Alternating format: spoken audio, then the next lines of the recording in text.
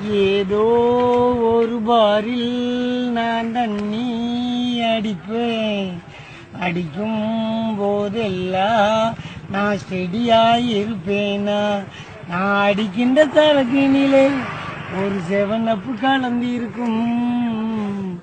Filter எல்லாம் இதமாகும், சுண்டல் எல்லாம் சுகமாகும்.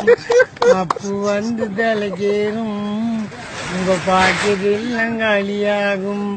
Monitor என்றாலே எனக்கு வாண்டி ஞாபகமே.